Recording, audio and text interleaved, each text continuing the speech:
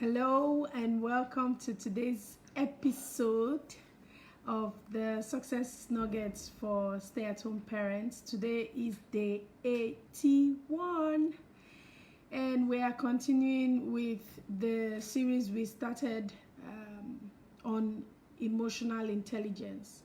We've discussed self-awareness, self-management, and today we're looking at social awareness. My name is Dr. Mrs. Blessing Ishomo. I am your friend and your host for today's gists. I'm a leadership coach. I'm a certified trainer of the Success Principles, a passionate family and sex coach. I love building the family. I love looking for ways for couples to enjoy their marriage.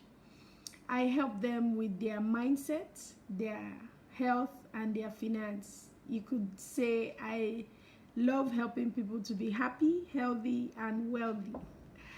And I'm also a network marketing professional. So if you want to get to know one or two persons, or you need someone to link you up, I think I can help you with that.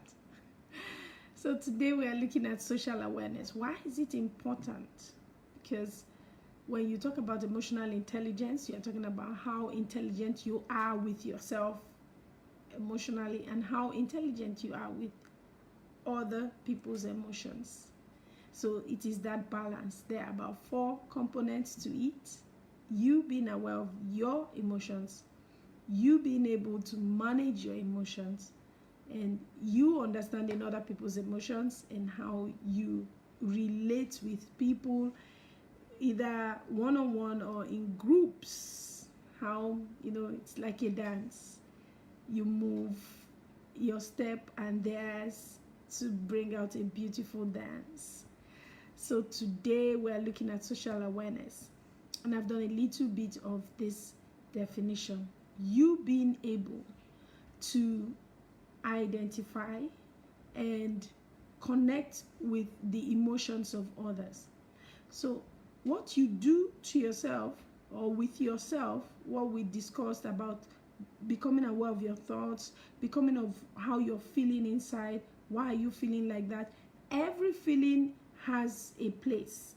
Every feeling has something, the emotions they're trying to share or express something to you. That's not the problem. It is what you do. So all the time, hello Bimbo, thank you so much for joining. All the time, it is your interpretation of your emotions that is the problem. So in my house these days, when I'm talking with my husband, my children, and they start talking and they say, he did this, I remind them it is the interpretation you gave to the situation or the event. Thank you so much, Toby, for joining. So it's just like a little recap of the first principles. Remember where we started from? Today is day 81. We started with the Success Principles by Jack Canfield, and the first principle is take 100% responsibility for your life. And there is this equation there, E plus R equals O. Someone please help me type that into the chat. E plus R equals O. E is the event, R is your response, and O is the outcome. You have no control over the event. You have no control over how someone talks to you, whether it's going to rain or whether you'll be in the traffic or be late for work. But your response matters. If you respond in the negative, the outcome becomes negative. If you respond in the positive, the outcome becomes positive. So we've talked about all that in the first video. So if you don't understand all about the first principle, you have about 79 videos to binge on. So just scroll down on my wall, you will find it. And we said, give up blaming, give up excuses, give up complaining, give up shaming, give up justifying your weaknesses. Your job is to ask, what do I do to move forward? How can I be part of the solution and not the problem? Because you can complain for all as much as you want, you can make your excuses, but it doesn't change anything. So today we are looking at how you being aware of your emotions. What makes you angry? What makes you laugh? Why are you tickled? Why are you intrigued? And all that, and how you manage it. How, though you are angry, you are able to still discuss with someone because you are thinking and trying to make sense of what's going on in your mind, and not throwing your shoe or breaking your phone, or behaving like you don't have control over your emotions. There's this beautiful exercise by one of my mentors, my brain coach, Jonas Saraf, where you can move from one emotion to another. You can be angry now, and you can smile, or you can be sad, you can frown. Those letting you know that you have power. Don't behave as if you are helpless. You can actually isolate the thoughts and begin to analyze and interpret it. So that is, in a nutshell, a brief summary of some of the things we've done till this point. We had a little break and we're back. So day 81, social awareness. There are some people, especially this happens with husband couples. It's really funny, where the wife is frustrated. Maybe they went to visit maybe the wife's parents, and the wife is trying to get the husband to realize that at this point you're supposed to greet, or you're supposed to say something, comment on, oh, grandma was sick or something, and the man is just there. He's just looking, and then they're having this discussion. The parents are asking him questions. He's supposed to become aware of the tone or the non-verbal cues or something he's supposed to say, and he's not even noticing, and the woman is angry. I thought you would. How can you disgrace me before my all those funny things that happen, and the man is confused. What was I supposed? I did not know that's what I'm supposed to do. Some people, is when you scream at them, they are wondering, why are you screaming? I have been trying to let you know that I am hungry, or I'm sad, or I'm hungry. Oh, is that what you mean? You should have just said it now. So you find women, having this emotional thing going on. They're experts, and then the men are kind of, there was one funny, very funny video skit where they said there's this machine that can interpret the way what the woman is saying is not what she means, that the man shouldn't take face value. The man says, I want to go play golf, and the woman said, fine, and the man goes. So the machine says, do not go. Or it says, how do I look? I look ugly, right? And the machine says, no, don't answer. It's really funny. And then when the man got the device, he was able to, when he said, I want to go play golf, and the lady said, it's fine. The machine said, don't go. And he said, you know what? I won't go to play golf. I will sit here with you and watch this soap opera. It's really funny. I think you should check it out. It's so funny. And the lady said, oh, that's so lovely. That's so nice of you. Being able to become become aware of what the other person is feeling, or what the other person is expressing, is a very powerful tool. So ask yourself, or become aware when you go somewhere. Are people coming to you to ask you for ask questions, or do strangers easily talk to you, or they feel you understand them? It shows you the degree of how socially aware you are. Or is it a case of you are a bit, just on your own, and you are not realizing that things are going haywire until it explodes? These things can be learned. One of the things you can do is, intentionally become present when you are with people. Give them the gift of your presence. So you're talking with someone, you focus on them. Not when you're talking with someone, Yes. I'm listening. I'm listening. You know. Or let me give you an example. Something came into my mind that I will work on. So last Sunday in church, there were some people around me. This person wanted to ask me this and the other. I was really happy, you know, talking and trying to get things there. So there was someone that was really trying to share something, and I was talking with the person, and another person just came, grabbed my hand, and interjected and started sharing things and say, sorry, let me just quickly say this. But it was not quickly. It took a longer time, and this other person was feeling bad because she was there before the other person. And for me, what I should have done was, please pardon me, let me just quickly finish with her, I will get back to you, I'm just coming back now. So that way you are showing you are recognizing the person you're talking with. You're showing that you are aware that the person is, wanting that gift of your presence. So some wives get really put off when their husbands, they're trying to talk to their husbands and they say, please, come in, don't mind my wife. Don't do that. Or they don't tell them things, they just bring in people and they say to them, yeah, you can, yes, you can, everybody can come in.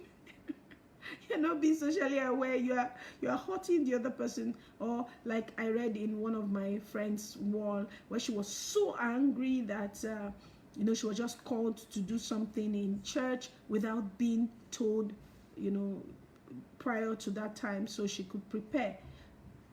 These are incidences, things to show how socially aware you are, how you respond when someone, the way the person behaves or the way the person is feeling. It's very important. You're saying hello to someone and the person replies hi. There are many things the person is not saying. Oh, are you okay? Are you feeling well? That is even showing that you have noticed. But some people just see the I'm fine, and they say, great, have you finished that work? They just go straight. They are not noticing that this person isn't really, someone is talking to you and the person is not looking at you. The person is fidgeting. Become aware. So being present tells the other person they matter. So that's something you can try doing. Another thing you can do is when someone is talking, you can respond with what they've just said. So someone says, that thing really annoyed me. I mean, I was coming back and this person just stopped me on the way. You can respond with, wow, could really be annoying for someone to just stop you on the way like that. Repeating their words is helping them understand that you are there with them. Or someone says something and you say, how does it make you feel? So you're giving them the opportunity to express themselves. Some people will be like, I don't even know what to say. I can't even share what is going on with me now. I'm so pissed off. Something like that. And then you go on to say, okay, if you were able to share, what would it look like? See, you are building some kind of rapport, awareness, helping the other person understand that you feel. Now, for us, naturally, there's a part of the brain that is wired for us to feel other people or become aware of their emotions. That's what happens to you when you go to the movies and you watch a particular part in one movie. All this Disney and all this Hollywood, they are very good at it. There's a part you watch, you'll be laughing, and before you know it, you are crying. Oh, before you know it, you're like, if not that this is pain, what I would do. All that is showing that you can feel the other person's emotion. You are wired to feel, except for those that have personality disorders like narcissistic tendencies, where it's all about them. They don't even imagine that anything can be outside them, so they don't care. They deliberately do not care. While some actually in their brain, that area is not really formed. So when you're crying, why are you crying? Crocodile tears. I'm not interested. Or they are genuinely asking, I can't understand why you're crying. It's a serious problem. But thank God they're not so much, right? So wherever you fall, you need to become aware. If you don't feel someone's pain, you need to start asking yourself, how do I begin to, empathize, or how do I build that skill? That's what makes us human. That's why you see someone do real evil, like punish or do something very bad, and he's not feeling it. But if you do that to him or do that to her, they will scream, ah! But they can do it to another person. So become aware. Social awareness is very, very powerful. And sometimes you don't even need to talk. You just come into a space and you are, you allow your inside wisdom or the intelligence inside of you just whisper to you. Sometimes I have had cases where I'm talking to people, I'm training, and all of a sudden I just share something, and someone there is actually having that issue. It's more like being intuitive. It's part of being socially aware, where you are supposed to say something and you stop saying that, and you just calm down and you reach out to that person. Or someone gets into a fight with you, and you're wondering, really? I came here, I suffered to do this, and all you could say is, you don't care about what I'm talking about? But if you pause a bit and think about that person's stance, you would realize that in this world, everybody is thinking, what is in it for me? So while you're thinking of how you stressed yourself, you did not sleep all through the night, hello, that person doesn't know about that. That's your side of the story. You can't use your side of the story to attack that person. So you need to realize that, okay, now this is my side of the story. This person has no clue about what I went through to prepare this meal, to prepare this training, to get this establishment running. And all they're doing is, pay me my salary. I said I don't want it cold. I want my food warm. Oh, it's late. I'm not eating. Whatever the E is, your response can show how socially aware you are. You could say, you know what? Let me just put myself in their shoes. If I were, if my salary was on the line, I won't be smiling. I won't try to understand anything. I don't care. I just need my salary. When you have that kind of perspective, you suddenly will not be so angry and interpret it as, these people don't care. These people don't know. I am trying to do. You understand them.